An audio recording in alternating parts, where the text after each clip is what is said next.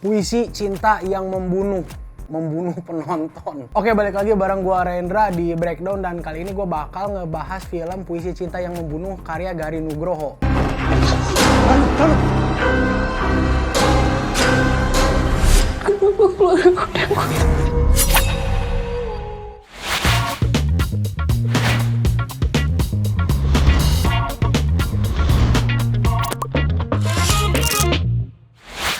Berangkat dari rasa penasaran gue sama karya terbarunya sang sutradara kondang di Indonesia ini, gue beli tiket, gue pergi ke bioskop, gue nonton, dan di bioskop gue sendirian, gak ada siapa-siapa, literally nol kecuali gue. Dan pas gue nonton, gue cuma tertarik sama satu adegan awal, sisanya bener-bener bosenin. Padahal sebelum gue masuk ke bioskop, gue naruh ekspektasi yang lumayan tinggi, apalagi film ini diperanin sama beberapa cast yang udah familiar buat gue. Ada Mawar Eva, Baskara Mahenda, ada Morgan Smash, Morgan Oey, terus ada juga Raihanun, dan ada juga Ayu Laksmi. Dan to be fair, pas gue ngeliat trailer dari film ini, sebenarnya kayak yang digarap cukup serius, tapi perkiraan gue salah besar cuy. Dari awal sampai akhir film gue cuman ngerasa bingung doang. Jadi apa aja yang bikin bingungnya bakal gue bahas di sini. So spoiler buat yang belum nonton Puisi Cinta yang Membunuh, ini dia review filmnya.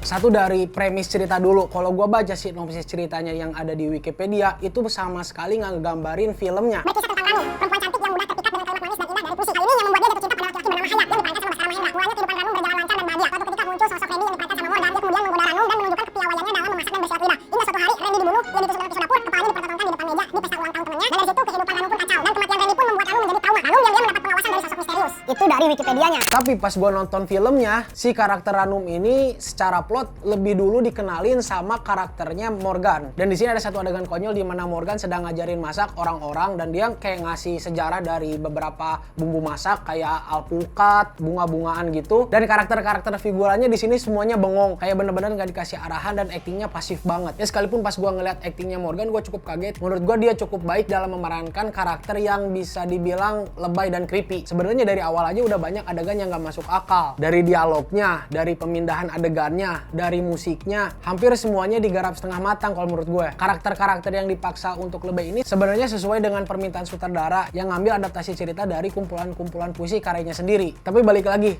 plot cerita yang lemah bikin kelebayan-kelebayan ini kayak nggak masuk akal. Nah, karena emang film ini didasari dari puisi, gue cukup memaklumi pemilihan dialog yang emang didesain untuk nggak natural. Cuman masalahnya, setiap dialog yang dibikin lebay ini kayak nggak punya tujuan. Dari sudut pandang karakter pertama aja kita nggak ngerti apa goals, apa motif, dan apa yang karakter ini inginin. Padahal menurut gue ini penting banget. Gimana bikin cerita jadi relatable adalah dengan bikin karakter utamanya jadi bisa dimengerti apa yang diinginin dan apa yang menghalanginya. Tapi di sini cerita kayak dibawa secara random dengan adegan sadis yang sesekali muncul, dan itu pun sadisnya kayak nanggung. Jadi kayak mau dibilang film horor enggak, film drama juga enggak. Sekarang kalau ngomongin hal bagusnya dari film Puisi Cinta yang Membunuh, jujur aja cukup sulit sih menurut gue. Tapi mungkin buat orang yang ngerti seni, kayaknya film ini bisa cukup dinikmati, apalagi adegan-adegan teatrikalnya yang emang senjata pamungkasnya Gari Nugroho. Tapi di luar itu, kalau buat penonton umum termasuk gue, film ini kayak nggak ada menghibur-menghiburnya. Kalau dari segi acting para karakter-karakternya, emang ada beberapa yang kayak enak untuk dilihat, tapi itu benar-benar sebagian kecil dari keseluruhan film yang hampir semuanya sulit untuk dinikmati.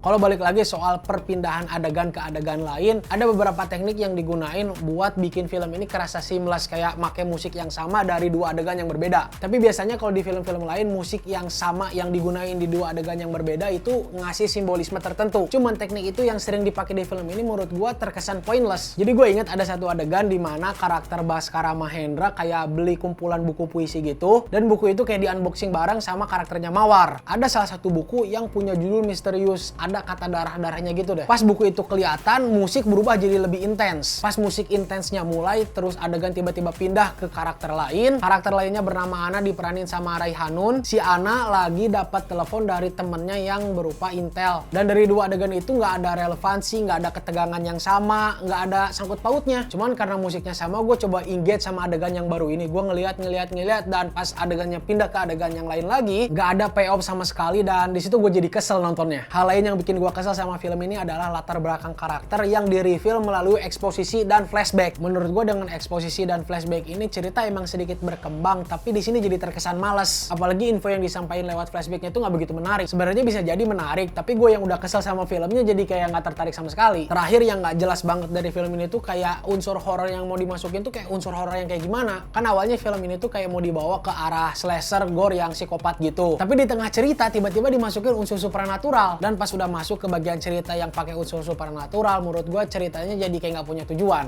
Ngerinya nggak dapet, empati buat karakternya nggak dapet, penasaran untuk lanjutan ceritanya nggak dapet. Yang ada cuman bingung sama kesel. Jadi secara overall, film Puisi Cinta yang Membunuh ini bisa gue bilang berani untuk bikin film genre horor di Indonesia sedikit lebih estetik walaupun mengorbankan cerita. Ya gue nggak ngerti, mungkin orang-orang yang emang suka sama puisi bisa jadi suka sama film ini, tapi buat gue pribadi enggak. Jadi untuk film Puisi Cinta yang Membunuh gue kasih rating 3/10. No disrespect to Gari Nugroho, gue yakin dia sutradara yang hebat dan gue berharap kedepannya dia bisa melahirkan film-film yang kayak film dia yang dulu, nyeni tapi tetap punya cerita. Tapi kalau menurut lo yang udah nonton film Puisi Cinta yang Membunuh, gimana nih film ini? Setuju nggak sama pendapat gue? Coba tulis di kolom komentar. Oke, nextnya kira-kira bahas film apa lagi ya? Coba tulis saran lo di kolom komentar juga. So sekian breakdown bareng gue Rendra, see you and have a nice day.